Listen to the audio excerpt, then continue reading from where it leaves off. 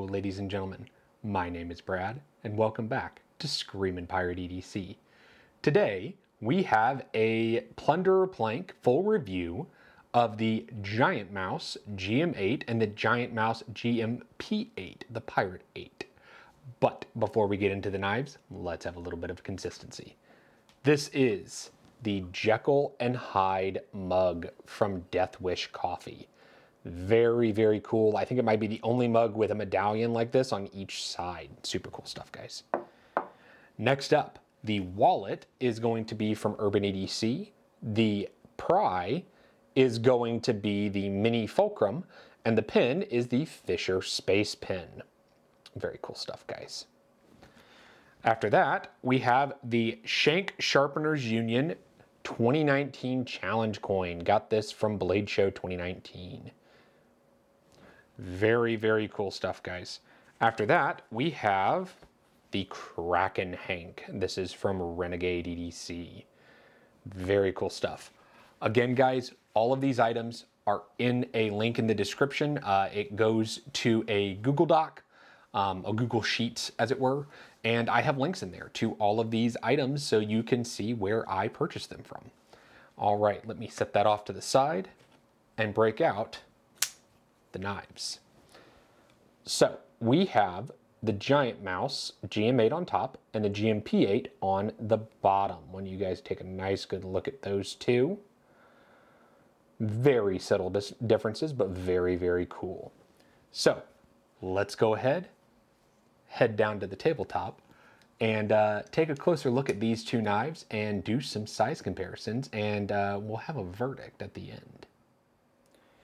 All right, guys, we are top down. Well, first and foremost, let's go ahead and get some statistics out of the way. I'm going to have a pop-up on the screen right about here, and I will have those all read off to you. So we are looking at M390. Obviously, the GM8 has a satin finish. The GMP8 has a like dark stone wash. Titanium handles. Different anodization for each one. We are looking at a 3.375 blade inch and a blade thickness of 0.138 and a handle length of 4.875 and an overall of 8.25 and a weight of 4.2 ounces. So I tend to like to weigh knives just because manufacturers say there's a weight, but that's not always the case. So they say 4.2 ounces. What do we actually have? 3.9896. Now, if that's the case, I'm going to see what the GMP8. What was the weight on that one reported? That one was 3.9. Well, I had the Giantmouse Pirate. I got them backwards, guys. So 3.96 is what I got, 3.9 is what they say, 4.2 on the 8, and I get 4.26. So, I mean, we're within, 0.06 ounces. It's fine. That is good stuff there, guys. Obviously, I'm going to hold these up as close as I can so you guys can really see your differences here.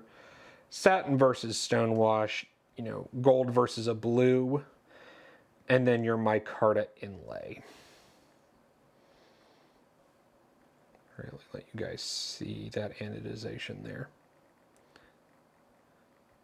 And obviously the satin just picks up fingerprints like crazy, guys. But there's your up close. Let's go ahead and set those two. Well, let's do just like that so we can do comparison knives right in the middle. Because why not, guys? So first up on comparison knives, one that I thought was insanely similar, but is much, much less, is the Civivi Imperium.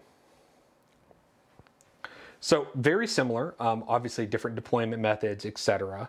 But overall size, you're looking very, very similar. After that, one that I think everybody has had or seen, this is the Benchmade 940. As you can see, very, very similar. These are going to be a touch bigger, both in blade height and then overall, but they do have a similar feel as far as when you're actually using them. After that, let's do another step up. This is the Hinderer Fire Tack. Now, this is much more similar to these two than the other ones. Kind of crazy how similar it is. I was a little bit shocked whenever I got these in hand, guys. All right, let's close him up. And lastly, this is the Vero Axon Frame Lock.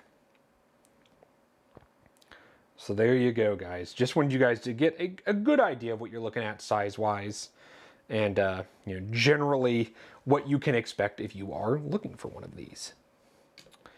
All right, let's get them off the table. Well, guys, let's go ahead and talk about what I think and price here. So the GM8 is $395 whenever they were sold. They've been sold out. They're not going to make any more, so it's pure aftermarket at this point. And your GMP8 was $425. Now, this milling job, guys, is just beautiful. Absolutely beautiful. Really kind of helps with holding it. Very nicely done. But for me, both of these knives have some flaws that I would very much like to see changed. In hand, I love them. I love the modified clip point. I love the way they hold in hand. I love that I can choke up a little bit. Beautiful. This jimping really needs to be up here. It really does, because if I'm holding this knife, my thumb and my hand are not scrunched back here. My hand wants to be here. Well, I'm barely taking advantage of that jimping. Barely. I would love to see that jimping up here. Really would have liked to see that. Clip is great. Clip works in and out of pocket. I have no problems with it. Comes right in and out of pocket. No hot spots. Very good stuff there.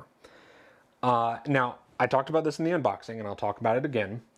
Detents are weak, guys. And when I say weak, what I mean is a notoriously light detent is on front flippers. Even more notoriously light are Veros.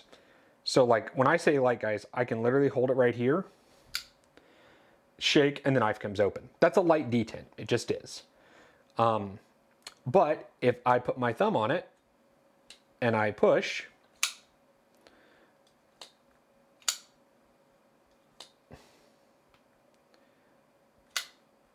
it will open.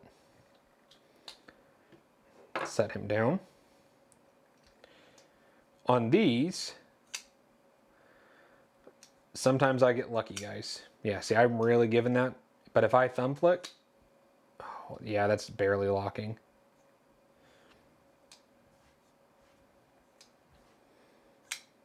Now it opens. As you can see, guys, that is not engaged. That is engaged.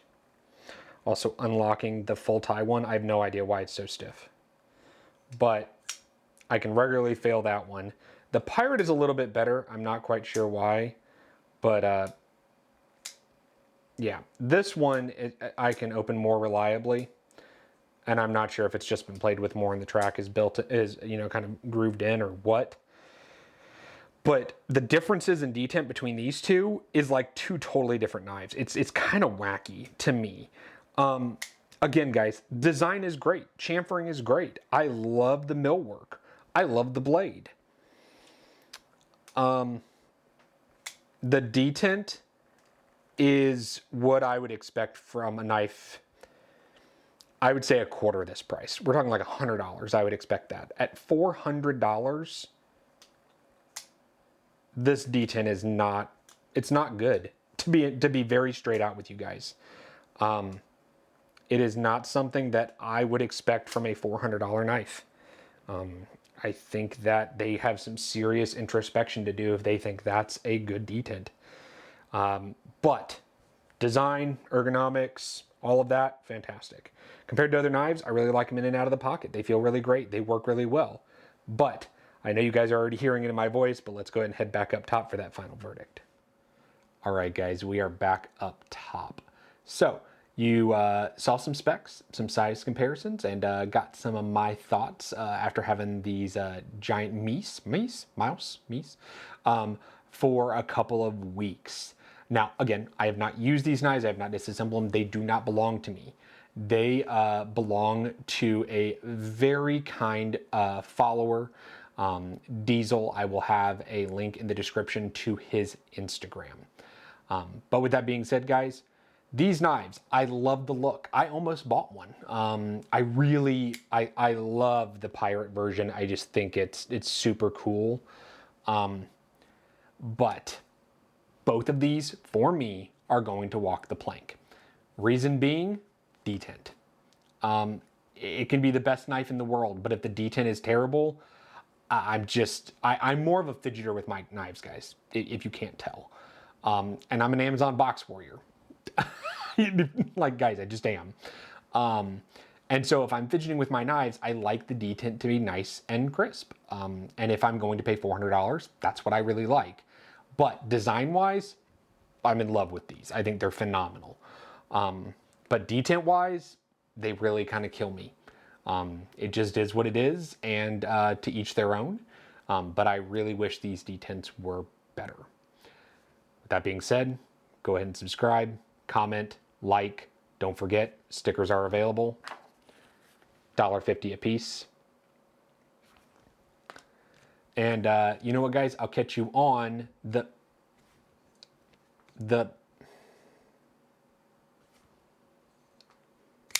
next one.